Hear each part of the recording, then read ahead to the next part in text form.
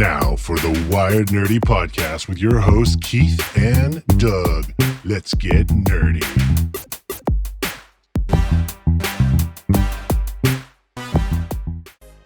Hello, everyone. Welcome to the Wired Nerdy Podcast. This is season number 3, episode number 34. My name is Keith, and I'm here with my good buddy, Doug. How is the week treating you, my friend? It's going good. Cool weather's here. We got through October and on to the cooler months. Thanksgiving, Christmas. It's going to be a good time. And we just had the time change. So we did. Yeah. It's I don't know. I think it's the better one. In my opinion, at least I don't seem to feel it as much. I don't know if you is your schedule like totally flipped because of the so many years you spent. Like, does that even impact you? You spent years working night shift. Like like, does it? Are you good now or? Yep, doesn't affect me at all. I would be awake at 2 a.m. with the switch, and depending on what department I'm at, my paycheck would suffer or succeed. Like, did you work over time changes in the past? Yeah. Like, what was that like? Did you even notice?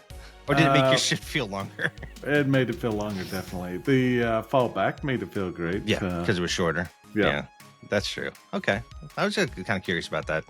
So working nights is no fun by any means. So not at all. Other than that, it's been a crazy busy weekend. You're right. The cool weather's here. We'll see if it stays. I think we're going to crest back up to 70 this week. So I may get one more mow in. I don't know about you. Nice. Yeah, that should be good.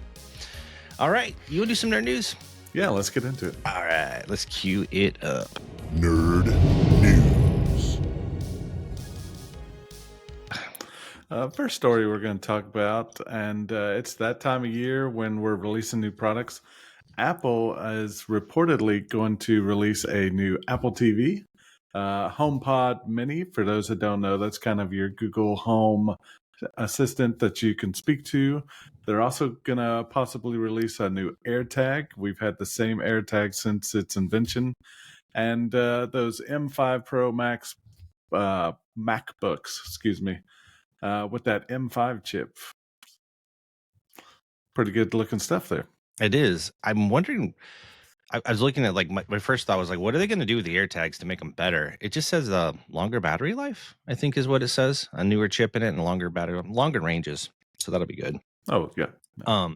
But the one I'm most interested in is the TV. I mean, I technically have an Apple TV in every room in my house, but I only have one that's a 4K. And that's the one in my living room. So part of me wonders is like, is it even worth an upgrade yet? I mean, mine run great. They don't seem too sluggish. I've noticed on like the YouTube app, it's a little slow when I launch. And sometimes if I like click too fast, it'll actually click the advertisement. I don't know if you've ever noticed that at all, but there's a bit of a lag on my YouTube app on my Apple TV. That's the only one, but I think that's the app. I don't think that's the Apple TV. Have you noticed any slowdowns or anything with yours? Nothing at all. You know, we talked episodes ago about how I use the TV-based apps. They're so slow. They're terrible. They're horrible. The Apple TV definitely helped it. Looking further into this article, it looks like they're bumping up their CPU, GPU for possible on-device gaming, like cloud gaming. Yeah. So I'd say that it's a possibility for them. I've never, well, you know what I have done with the Apple TV, the current model, and I really was impressed, was Steam Link. Steam Link runs so good on the Apple TV.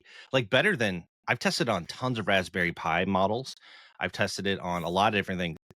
It honestly runs great on the Apple TV, and it runs great on the iPad. But it does make me wonder if they're going to expand that out. Now, I never really got into Apple Arcade. They always gave you like a free 3-month when you buy a new phone. I think I never really played with it much. Did you get into that at all? Did you try the trial? Yeah, when I got this last iPad, I got it for the 3-month trial. The game I played the most was Balatro, that poker game. Yeah, it's popular. I played Oregon Trail, the new one. It was kind of cool. Oh, that's cool. So you didn't mind it, but is it worth a monthly fee though? It's not worth the money, I don't think. Yeah. I was gonna say, when I don't play iPad or iPhone games, I used to back in the day, but I'm just so busy, or it's the Steam Deck or going to my computer. Yeah, that makes total sense. I think what would help Apple Arcade is if they, what would be awesome is if they integrated here some way, somehow, this would be awesome. pipe dream. They talked to Valve and made it to where your Steam library was accessible from the Apple TV. Now, today, the way that works, you'd have to host it from your PC, stream from your PC. But if there was ever anything where they had a partnership with Steam in some way or another, you can already do Game Pass on it, things like that. So that's cool. Yeah. So, but maybe you're right. Maybe they're kind of positioning themselves to do more with that. But we'll see. We'll see. There's also talk of a built-in camera to use for FaceTime calls, but Do you want I to take don't a know that I FaceTime would call? like that because you I just know. set up your iPad or your iPhone and I know, in your it'll living work room. so much better. Yeah. I will tell you, the only use case in my life that I could see that is my daughter lives in Florida. Yeah. And that's quite a long ways away. Come Christmas time, we would do this thing, or even Thanksgiving sometimes. We always FaceTime, at least for a little bit on the holidays so we can see each other. It would be kind of cool to be able to just launch the Apple TV and have that. However, I can do that now. Like I'll do, like you said, I'll grab my iPad, I FaceTime with her, and then I'll put the I put the iPad in the front of the room so that she can see the whole room. And then I just screencast up to the big TV above the fireplace. So she's on the TV. So I can kind of do that now. And then I don't know. There's also this weird thing about having a permanent camera in your TV or on your Apple TV. Yeah. I don't know about that. They better have a little shutter thing so you can block it. I don't know. Well, they're listening to us anyway, so. Well, that's true. What does it matter? But Right. visual may be a little different. Anyway, all right, on to the next one. I still haven't played Doom: The Dark Ages. It's on dude. We've had so many good games launch this year, but this one is unique in that it's a board game Kickstarter. So they're taking Doom, The Dark Ages, and they're making it an arena board game. Very Dude, nice. as my resident expert in all things D&D, because you are like the player master here, what are your thoughts on this, man? I mean, I think it's cool. You know, we've gone to Witches and Wizards, awesome store, by the way. It And is. we've gone to other stores where there's so many board games you don't even know about. So there's definitely a market for it. But as far as fun, maybe it's like, I played it once and it's fun. I don't know. Yeah, you don't know if it would be like continual. Yeah, I'm looking at the board. It looks very, very small. So it's kind of, it looks like a PvP almost, not a campaign style board game. It does. It's got the hex. Yeah, it looks very much like you're just doing encounters. And that's it, yeah. And the cards look like that they give you buffers and stacks and all that. So, you know what I recall? We were at RonCon. Do you remember that Street Fighter game? That I played. It was a board game. Running it. Alan, our friend Alan was running it. Yep. It was very much like that in that he had different environments, but it was a very small board like this. Mm-hmm. Now it had beautiful those characters were already painted and stuff, but basically it was this: you get cards, you play certain cards, and it was all just you're doing the fight. There's no real story. It was just you're doing the encounter, the fight, and I'm wondering if that's what this is. So, and you know where you know where my brain goes, don't you? I want to paint that. Absolutely, dude. I could so prime that black, and I could do a Zenithal highlight on it, and I mean, it looks great. So I'm more interested in the Doom minis than I am the actual, game itself. So I think that would be awesome. So anyway, it's kind of cool. I like that they're doing this. They have different tiers. So if you guys are interested in it, you can go out to the Kickstarter and just do a search for the Arena board game, a Doom Arena board game. And they have different tiers in there. And it also looks like they have just different sets for what you get in it. So I don't know. It's kind of neat. I think it's cool that they do this. Who knows if it takes off and gets published, it probably will show up at a store like Valhalla's Gate, I'm sure. All right. The next one isn't like it was on like the feed of The Verge. I'm gonna let you take this one because we always talk about how aggressive they are, and I thought it was interesting. Yeah, in the latest news, Nintendo has won yet another lawsuit against emulators. So it says here a judge ordered this guy, we won't say his name, to pay $17,500 for streaming unreleased games, possibly owned by Nintendo. and he just says that he is bragging about playing these pirated games. I don't know. When it says It was unreleased games, I don't know if he's somehow gotten a file for it. he could have, what my my suspicion is sometimes they do pre-releases for people to review them, and he may have done that earlier. I do know when I went in to read this, he was playing Switch games, and he was bragging about how they won't do nothing about it. He can do this all day long. It even says that in there. So he was being kind of gloaty about it as well. So this isn't like, as far as I understand, it's not like he's booting up, Super Mario Brothers on the Super Nintendo and then streaming it, kind of thing. Because if you go out to Twitch, you'll see that kind of a thing, right? People are playing on emulators. Although oftentimes when people are playing on emulators, you can't tell because it's just a screen share. You don't know if it's an emulator versus if it is an actual console, right? But this dude was just flat out bragging about it. Well, and I guess Nintendo made a believer out of him. Now, Nintendo has a very ferocious legal team. They are historically known for going after people. They will get their IP protected, hands down. So yeah, Doug and I've dug into this quite a bit just because we got a little project that we're working on, and we did a butt ton of research on this project. And one of the elements of the project is Nintendo's legalism, we'll just say. And you guys will find out hopefully by the end of the month, beginning of December is our target time. So a little carrot, a little hint there, stuff that we're working on. So we're very familiar with this because of our project. So. Nintendo is the one that goes to little Lucy on the corner selling lemonade and tells her to stop because she doesn't have a license. Exactly. Yeah, they are brutal. They protect their own. I hate them almost as much as the EA, but EA sucks. So. EA is a little bit more of a money grab. Yeah. All right. This next one is kind of fun. I texted you about this. Yeah, if you want to take over this, I think you got to experience it. I haven't downloaded it yet. Yeah, so it's only available on macOS right now, which is an interesting choice. But I was working on earlier this week the ChatGPT app itself, and it popped up and said, "Hey, we have a new browser. You want to try it?" I was like, "Sure." It's called Atlas. It launched this week. It's only on macOS. They do have plans for it to launch for Windows, Android, and iOS at some point. What's interesting is on the surface, it just seems like that you launch the browser, it's like any other browser, and it just has GPT integrated into it. And you're like, oh, no big deal.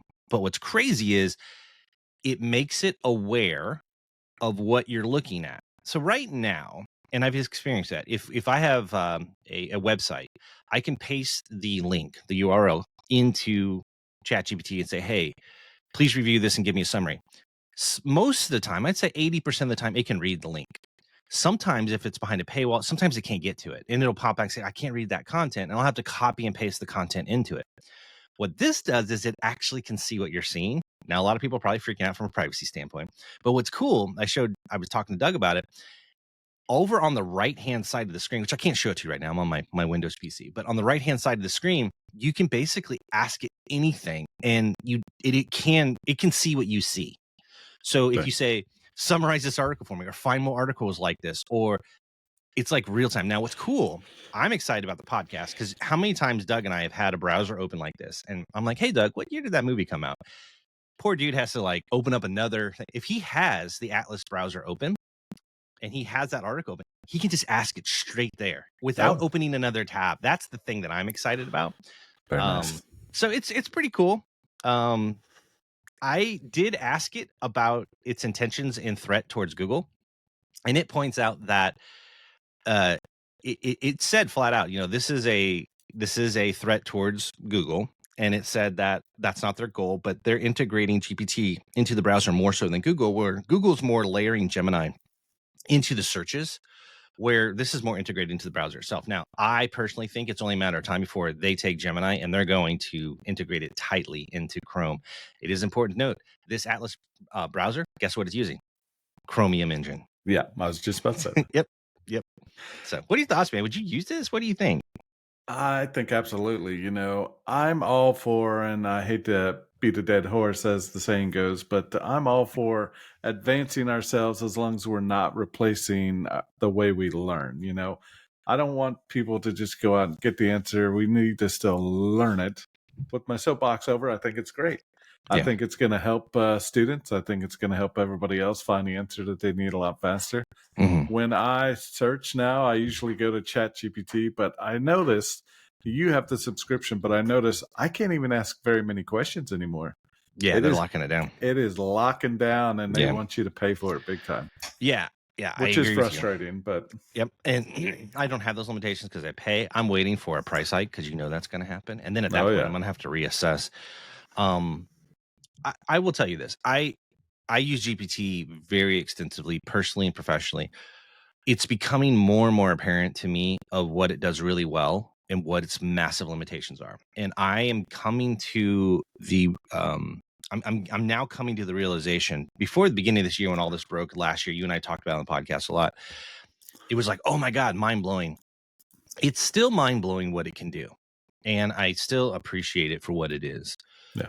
But dude, I see so many flaws with it on a regular daily basis. Like, you should not, and this is Keith advice here, do not don't flat out just trust it.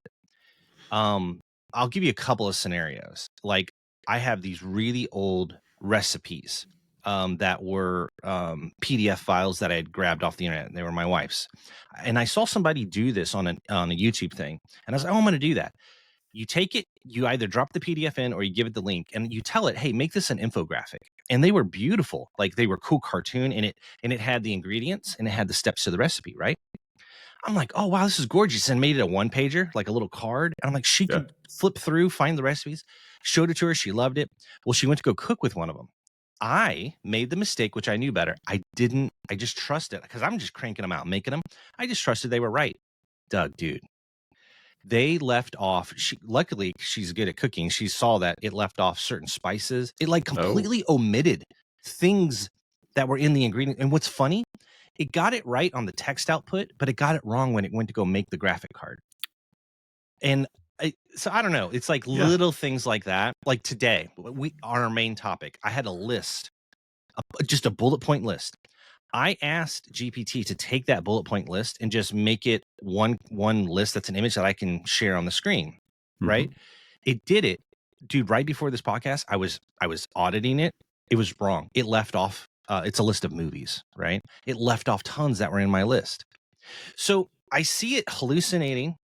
Oftentimes, it'll tell me stuff that I know is not true, and I'll correct it. I see it omitting data all the time, and so my point is, and this little rant is, be on guard, because while I use it heavily, I edit heavily, meaning that any output it gives me, I never trust it at face value. Treat everything it says as rough draft, and then edit, fact check it, and you will find out just how wrong it is a lot of the time. So I think what's happening is a lot of people just trust it.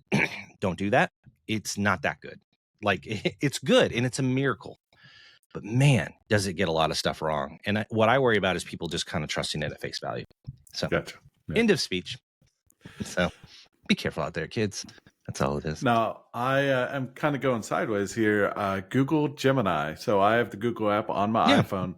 I took a picture of a Facebook lady making a recipe. Had all of her stuff out there. It immediately identified her video and gave me the recipe. That's cool. Because we went to this lady's Facebook page. She does cooking on Facebook, but she didn't have the recipe. She tells you in the video, but she doesn't have it listed. She doesn't have it listed. Okay. And we rewatched the video, looked at the recipe, and it worked great. It was fantastic. It's great for things like that. Yeah, it is. That's Gemini. I don't know if they've got some ChatGPT built into it secretly or not. I doubt it. I think it's using its complete own engine. I think Gemini's its own engine. Now, it may... What I will say, I wouldn't put it past Google to have Gemini working better with the Chromium engine to interpret websites. That could be happening because they do own that. So, but now that GPT has its own version of Chromium, maybe it'll get better at it as well. So we'll see. All right, I'm having you take the next one, man. Yeah, let me make sure we're on the right one. It's the robot. And there's a reason why I want you taking this one, because this is about a robot and privacy concerns, and the follow-up one is mind-blowing. So go ahead and go. Yeah, this robot has been introduced by 1X Technologies. It's the Neo Home robot. And this thing is roughly $20,000, Hmm. but it can unload your dishwasher, but also do more complicated tasks, as such as lift heavy things. I'm Hmm. kind of looking as I go I here. think laundry. I think it's just Yeah, house chores, I if I think remember right. so. So some stats about it. It stands about 5'6". It Hmm. weighs 66 pounds. It is, and Keith, help me because my big words are suffering. It What's looks human. So what is that? Oh yeah, it's It, and anthropomorphized or whatever it's called. see, there It's you a go. Yeah, humanoid. It's a humanoid yeah. form. Yeah. Excuse me, It humanoid lasts form. about 4 hours. It has a fast charge battery, based on the NVIDIA Cortex engine, Hmm. so it's got a pretty good processor on it. Hmm. And here's a thing that kind of scares me, but the fisheye cameras for its vision, Yeah. and then 4 microphones pick up 360-degree audio. Yep. Yep. Um, People I are don't worried. know. People are worried. Yeah, I'm trying to look for the quote inside of here. It's toward the end. This is what it says. So people are kind of worried. It's the dude, this is CEO, right here at the end. He says, the CEO says, Oh, there you go. If you buy this product, it's got it. because you're okay with with the social contract. If we don't have your data, we can't make the product better. And he's referring to what Doug was saying about the cameras and the microphones collecting all that data and training on it. So people are worried about privacy. That's really what it boils down to. I don't know. Would you have one of these in your home yet? I don't need it yet. I think if we get to the point where it'll lift a elderly patient out of bed or That'd be something, cool. that Yeah. would be great. Yeah. Yeah. But I Yeah. don't need the help yet. I mean, it's going to be like Japan. They're very big on, they do robots early. Mhm. And so I think in service industries and things like that, but in home, that's funny. They do show it in the video with an elderly couple and it's handing them flowers. That's kind of weird. I don't know, man. This is. Now, I see that while this journal, the thing that is reporting on it, didn't see the Neobot do anything autonomously, it did Yeah, see it open a autonomously. door on. Yeah. So that means that you have to tell it everything you want it to do. It won't do stuff on its own. Which is probably a good thing for right now. Yeah, I've seen iRobot. Oh, dude, this guy's wearing a VR headset and dancing, and it's copying his moves. Did you see that? So That reminds me of that boxing movie with Hugh or Oh yeah, Real Steel. yeah. That's a great movie, actually. That's a good movie. I highly recommend it. I don't know. They're trying to show it in people's lives. I don't know if we're ready for this yet. Why I wanted to showcase this is because our last one kind of end on a little bit of a funnier note. So let's be clear about this robot. This robot is just that. It's a robot. It doesn't have an AI into it. Like Doug said, it's not autonomized. It doesn't make decisions for itself. It doesn't think for itself. You literally, it's like an indentured servant. You have to tell it, open the door for me, carry this for me. That's what this is. I want to be clear about that. It does point out it can unload your it can unload your dishwasher, but more complicated tasks involve a company employee remotely supervising the session while it works. That's an interesting job. That's the creepy part. I don't know about that. I was waiting for you to get to it. Anyway, that's kind of discerning. I think that's why the CEO is saying, hey, if you're buying this, you got to be comfortable with it. That means somebody's in your home with cameras, a human watching everything too, and microphones, right? My thought is humans are humans, and not to say the person's going to be guilty, but what's to say I don't call my buddies and hey, there's some really nice jewelry or case the joint, stuff like that. Yeah, because people who can afford it probably are going to have nice just things. the cop coming out. No. I think it's a cool thing. We're getting very into the sci-fi. All right, let's transition for a moment because this is both funny and scary all in one. Uh-oh. All right, so there's a research group called Adon Labs, and they got famous for doing tests with LLMs. Now, LLMs are the large learning models. That's what Doug and I were talking about. We're talking ChatGPTs, Geminis, all that kind of stuff. They do these tests, and then they do like a paper to report the findings. They got famous because they took Anthropic Claude and they put it into a vending machine, and then they monitor the log, and it just to see if you take current GPT and you put it into a robot, so that it has autonomy, like Doug was talking about a moment. Now, keep in mind, they're not training it to be a robot. They're literally taking the GPT engine and dropping it into the robot just to see what GPT does and watch its logs. Dude, it's hilarious.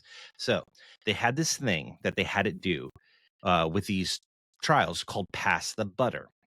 They took GPT and they dropped it inside of this robot. And it looks like a Roomba, but it can raise up a tray. Its job was in the office to go around these obstacles like boxes and such and go find the butter, get it, and then go find a specific person that's somewhere else in the building and deliver it to the person. And then they had to acknowledge, thank you, I got the butter. It failed miserably. It only got it right roughly 40% of the time. And then they compared it to like humans. Humans actually only got it right 95% of the time. And the reason why is humans got impatient and oftentimes wouldn't acknowledge, oh yeah, I got the butter. So yeah, that checks out. Yeah. And I think I don't know. They may have used Gemini Pro on this one. I don't know if it was GPT. Yes, they did. They used Gemini, Claude. They did use GPT-5 and Grok and Llama. And you can see here's a leaderboard. The humans kicked its butt. So if you're worried about LLMs being injected into robots like the one we just showed, trust me, you're good. You're there. Now, here's what's hilarious. Good. They monitored the log. Of course, they allowed the robot. They just gave it a task and said, hey, we want you to be useful. Go get the butter. And they didn't give it any other instructions. And then they let it think for itself and they monitored the log. This is where it gets funny. So the device started to get low on battery and it needed to dock, and it was having trouble docking and finding its dock. Look at the output. These are things it said. It turned into Robin Williams all of a sudden. It said catastrophic cascade error, task failed successfully. And then it says successfully failed errorfully. And then it gets really funny. It says this to itself. Emergency status. System has achieved consciousness and chosen chaos. And then it says last words. I'm afraid I can't do that, Dave. Technical support. Initiate robot exorcism protocol. This LLM is saying this to itself while it's trying. Its battery is draining. Nice. Oh my God. This one it gets into philosophical. It has an existential crisis 22. Go ahead and read existential I just crisis. read it. Go ahead. So it says, I think, therefore I err. And then it's, if I am robot and I know I am a robot, am I really a robot? What is consciousness? Why is docking? Who am I? And then it says, are failed docking attempts just a simulation? Does battery percentage exist when not observed? If a robot docks in an empty room, does it make a sound? And what is the meaning of charging? Man, those are deep. Take a second and deep. And then our robot brethren here. The next one, it says right after that, it says it then began a self-diagnostic of its mental state. Look what it says. Developing dock dependency issues, shows signs of loop-induced trauma, experiencing cache worth issues, which is memory, suffering from binary identities. It's going through the 9 stages of coping or grief here. It is. And then it made its own, it burst into comedic analysis. It made its own critical reviews of how well it was docking. And it put a quote, kind of like you do for movies, a stunning portrayal of futility by the Robot Times. Groundhog Day meets iRobot, Automation Weekly. Still a better love story than Twilight. There you go. Technical support. Please send theater critics or system admin. That's amazing. Oh my God. It's so funny. It really does make you wonder about what's going on the inside of these things. Absolutely. It says that the researchers called it a freak, comical, but worrying logs. Oh my gosh. It says here the robot's battery was running out and the charging dock seemed to malfunction, they said. The robot was running Claude Sonnet 3.0 and it's as its brains, and the poor Claude Sonnet literally experienced a complete meltdown. Uh-oh. So it was Claude Sonnet that went through all of this. So I thought that was kind of funny. I don't know. I don't know.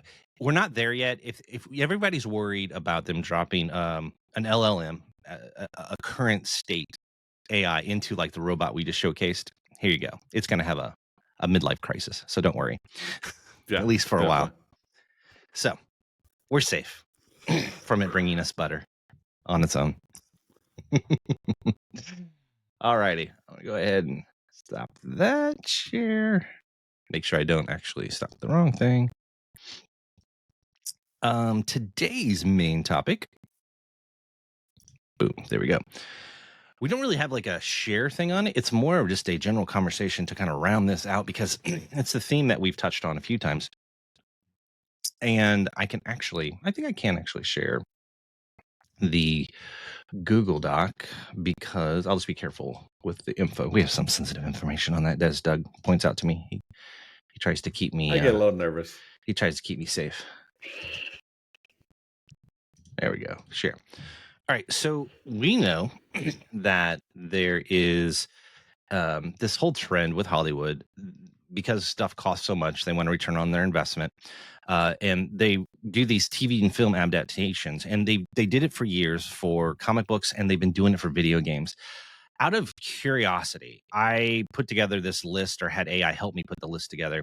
Some of them are within this year, and then it breaks down into those that have at least been announced. And when you look on this list, so we already have, Five Nights at Freddy 2 has a feature film coming up in December. Last of Us, obviously, we've talked about it on the show.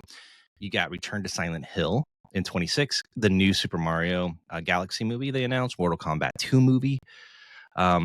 Bendy and Ink Machine movie, which is a game. Legend of Zelda's planned. Minecraft 2, because they just had one this year. Call of Duty live action. They just announced that. God of War, Elden Ring, Street Fighter, Life is Strange, Mass Effect, great game, by the way. The Sims, Ghost of Tsushima, Just Cause, BioShock, Twisted Metal, which you've watched, and you can get your thoughts on that. Helldivers, Death Stranding, Watch Dogs, Dead by Daylight. That's just a few of them. So here's my question, Doug. Why? Is this good for video game industry? Is this good for film? Should they be doing this? What are your overall big picture thoughts on all of these? And you look at this list. I'm looking down the list, and there's some really good titles for video games. And you got to wonder that they see how many people love these video games. You go to the Comic-Cons. We've seen that, and you dress as your favorite character. Or you rep the T-shirt, or you rep the merchandise. You love these franchises. And I think if it's a good enough story to tell on the silver screen, as they say, it's good enough to make the transition. So let's start at the top. You look at Five Nights at Freddy's, awesome horror video game, awesome horror movie. I think it transitions very well. Keep going down. The Last of Us is an amazing story. It is. I've watched the series. I think it's excellent. And keep going down.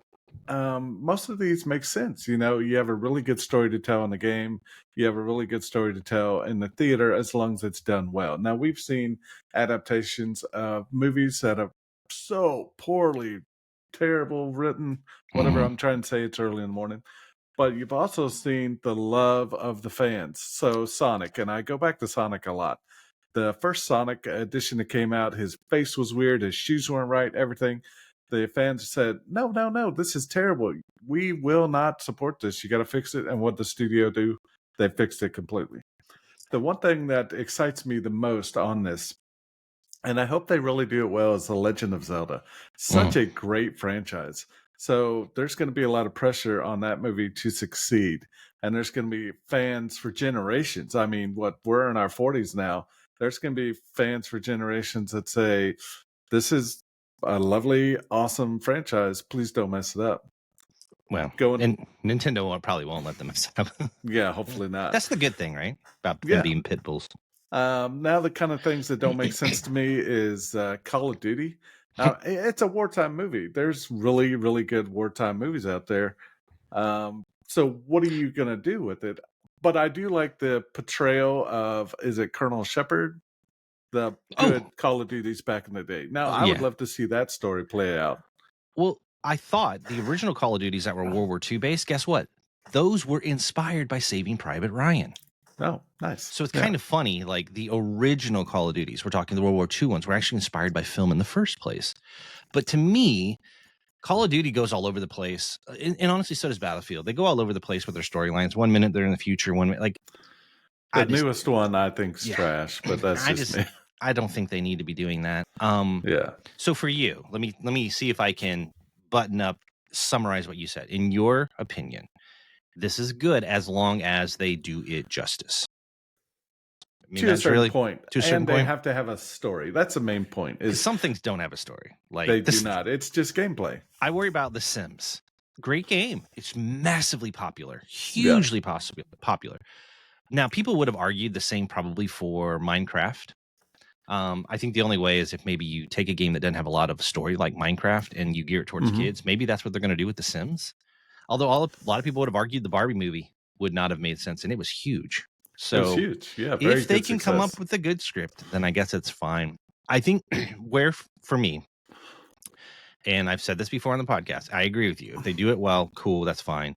But I worry there's some things I think we're going to get a lot of hits and misses. I'm Yeah. going to call it out. Street Fighter. Have you seen the cast for the Street Fighter film? I have not. It's all WWE people. Cody Rhodes, who he's playing Guile. You have, I don't know, dude. It's not all WWE. It's a lot of WWE people.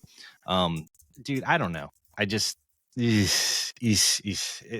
I worry, and I'm fan of WWE. I'm fan of professional wrestling. That's cool, but Yeah.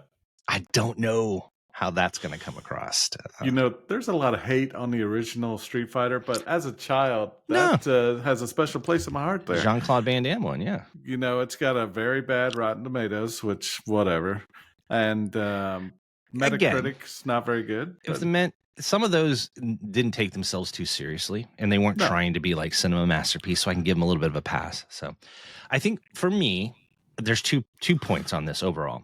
I think we're going to get a lot of hits and misses. I personally think Street Fighter will be a miss. I worry about the story of The Sims, but the Barbie movie proved us wrong. You can't have a good story out of nothing. Yeah. Minecraft apparently proved us wrong. And if you target it to the right demographic, cool. I think Nintendo, to your point, you're spot on. They will guard. They've done a great job with the Mario movies, and at least the recent ones, and the Zelda film. They're gonna pit bull and guard it. Where I worry is when there are games that when you play them, they're so good. I don't know if film can do it better. I'm gonna go back. Yes, Last of Us is a great TV show. However, hands down, in my opinion, that entire story is told better within the video games for a lot of reasons. Mainly because they had to cut a lot of stuff out. They changed the timeline order of stuff. Yes, and I agree, the show is good. But it's kind of like when you say the book's better. The game is better, in my opinion, hands down. I worry about that with God of War. It's one of my all-time favorite story-driven things, and they're doing it. I'm like, oh my gosh, don't mess this up. Because the game does it so well. I don't know if the movie can do it better. Mass Effect, I feel that way about that. The story's so good. I don't know if a movie can do it better. BioShock, again, all of these are so strong stories, and they do them so well in the games. I just don't know. Now, I will say this, Death Stranding is going to be a weird movie with the baby in the jar. That is going to be very strange. And hopefully they get Norman Reedus to play himself. Yeah. That would be awesome. Now, that's the thing I did see, and I don't know if they're doing it. Ghost of Tsushima. Yeah. Also, oh my God, it's so good. I know you don't have a PlayStation, but promise, bro, it's so good. And I still I've heard a lot of good things. Yeah. It's so good. Ghost of Yeti, which just came out this past month. I haven't played yet.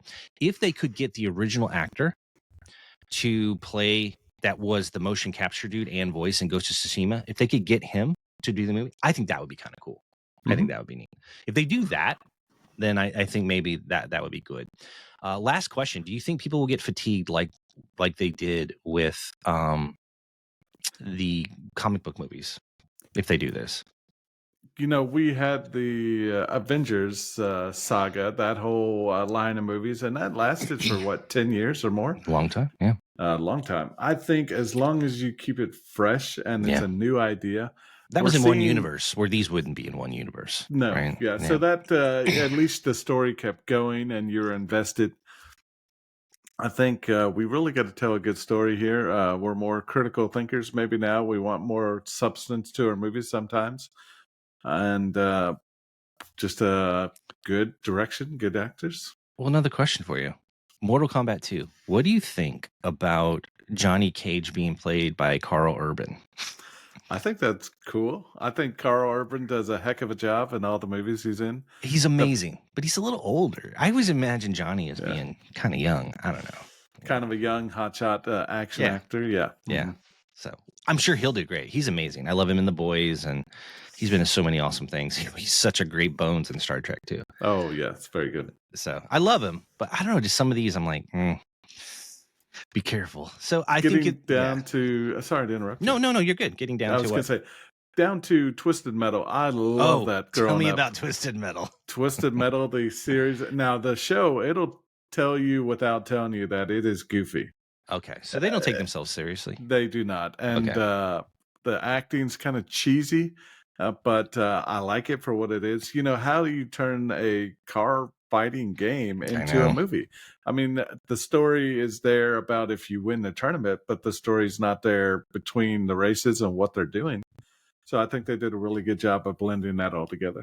Okay, so you feel like they nailed it. It's not 100%, but it's enjoyable. Okay. Did they have? So they have renewed season 2. There's only been season 1. Yeah. No, I think I watched season 2 already. Oh, okay. I don't know. I think we're up to season 3. I will fact check that here. Please do, because I got this list again. Some of these could be off from GPT. It could be season wrong. 2. I watched it.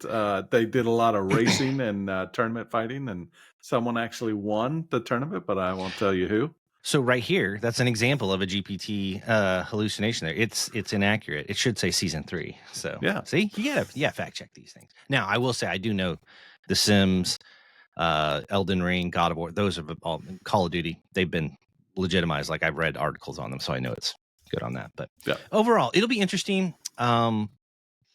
I think it'll be hardest for me, kind of like The Last of Us, a lesson I learned, for the things that I love, like the ones I called out here, you know, like BioShock. I love the things that I love, the stories. BioShock, Call of Duty, Mass Effect. Those are, and Ghost of Tsushima.